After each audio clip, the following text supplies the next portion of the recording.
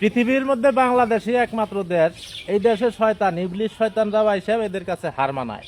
তার কারণে ইবলিশ শয়তানের চাইতে বড় শয়তান হলো এরা। ইবলিশ শয়তানের হোগার মধ্যে বাস দিয়ে এরা বসে থাকে, সিট বানাইয়া বসে থাকে, ওই জায়গায় ওরা চলাফেরা করে। এরা হলো এই জাতি। তো ভিডিওটা আগে দেখেন, আগে কোনো মতামত করবেন না, কথা কম কাজ বেশি। আগে ভিডিওটা দেখি, দেখার পরে আপনি যদি সত্য প্রচারে একমত থাকেন অবশ্যই ভিডিওটা শেয়ার করবেন, প্রচুর পরিমাণ শেয়ার করবেন। বাংলাদেশ থেকে শয়তান তাড়াইতে হবে, শয়তানের লিমিট ক্রস করে ফেলাইছে। দেখেন এই সমস্ত বেদাতীদের দলে আর যাব না, যারা শিরিক করে এদের কাছে আর যাব না। এবং এদের অনেক তথ্য আছে, শুধু এখানে শেষ না। এই যে মাইজবান্ডারের যে আকীদা তাওহীদ আদিয়ান, এরা মাইজবান্ডারকে আলাদা একটা ধর্ম মনে করে, নাউজুবিল্লাহ পড়ে। এবং এদের বেলায়েতে মুতলাকা যে কিতাবটা আছে, এই কিতাবের মধ্যে আছে যে আদম আলাইহিস সালাতু ওয়াসসালামকে নাকি আল্লাহ রাব্বুল আলামিন ক্ষমা করছিল মাইজবান্ডারি পীরের উসিলায়।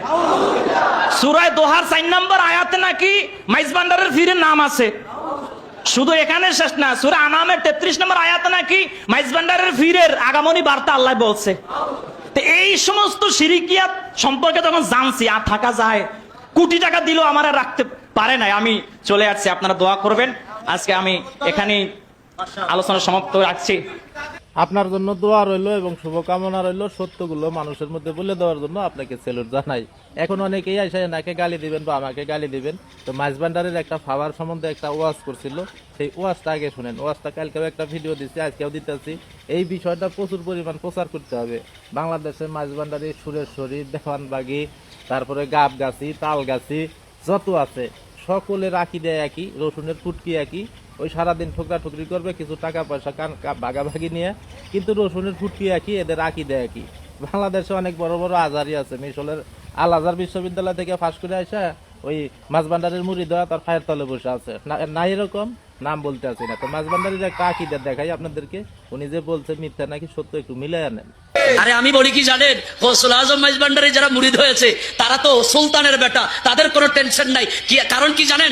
আমার গৌসুল আজম মাইজবান্ডারি এক মুরিদ কবরে গেছে, কবরে যাওয়ার পরে উনি একটা জীবনের মধ্যে আমি পেলাম, জীবনের মধ্যে উনি বলতে লাগলেন, স্বপ্নে দেখলো, প্রশ্ন করেছে, প্রথম প্রশ্ন মান রব্বুকা, গৌসুল আজম মাইজবান্ডারি। সুবহানাল্লাহ বলবেন না? বলে গৌসুল আজম মাইজবান্ডারি। দ্বিতীয় প্রশ্ন করেছে, তোমার দিন কি? গৌসুল আজম মাইজবান্ডারি। তৃতীয় প্রশ্ন করেছে, হাজা তাকুন হকের রাসূল, গৌসুল আজম মাইজবান্ডারি। এটার কারণ কি? আল্লাহকে দেখে নাই, গাউসুল আজম মাঝবান্ডারিটা দেখছে, সে কারণে কবরের মধ্যে গাউসুল আজম মাঝবান্ডারির নাম কইছে, মানে আল্লাহর কাছে কইতাছে। তারপরে মানদিনুকা গাউসুল আজম মাঝবান্ডারি, মানে গাউসুল আজম মাঝবান্ডারি ছাড়া কাউরে দেখে নাই, সেজন্য মাঝবান্ডারির নাম কইছে। মান্নাবিউকা গাউসুল আজম মাঝবান্ডারি। আবার সামনে থেকে শ্রোতারা বলতেছে কন্যা সুবহানাল্লাহ, চিৎকার মেরে বলতেছে সুবহানাল্লাহ। এরা হলো বাংলাদেশের শয়তানের চাইতে বড় ক্ষতি করতেছে, ইসলামটাকে ধ্বংস করে দিতেছে। বাংলাদেশে আল্লাহর ওলিরা ইসলাম আনছে, মানুষকে মুসলমান বানাইছে, এতে বিন্দু পরিমাণ আমাদের কোনো সন্দেহ নাই। কিন্তু এগুলো আল্লাহর ওলির মুরিদ না, এগুলো আল্লাহর ওলির সন্তান না, এগুলো হলো শয়তানের অনুসারী, শয়তানের জাত বংশ। বাংলাদেশের মধ্যে জায়গায় জায়গায় মাজার বানাইয়া ব্যবসা করে খাইতেছে। এই সমস্ত খানকাবাল্লা, ফ্যাট পূজারি, মাজার পূজারি, কবর পূজারি, শিরিক বিদআতি মুশরিকদেরকে সাইজ করতে হবে। সাইজ যদি করতে না পারেন, ভিডিওটা শেয়ার করবেন, সারা বাংলাদেশের মানুষ যেন সাবধান থাকে, এদের দরবারে যেন না যায়। কেউ যদি জীবনে এক ওয়াক্ত নামাজ না পড়ে, সারা জীবন যে না করুক, খুন করুক, সব কিছু করুক, তারপরেও আল্লাহ তাআলা মাফ করতে পারে। এই শিরিক বিদআতি মুশরিকদের কাছে যাইয়া আল্লাহ ওদের ফিরকে বানায়, নবীজি ওদের ফিরকে বানায়, ইসলাম ওদের ফিরকে বানায়। এর চাইতে শিরিক আর পৃথিবীর মধ্যে কিছু নাই, এর চাইতে গুনাহ আর পৃথিবীর মধ্যে কিছু নাই। এটা আবার ইবাদত মনে করে। সবচাইতে বড় কথা যেটা, ইবাদত মনে করে।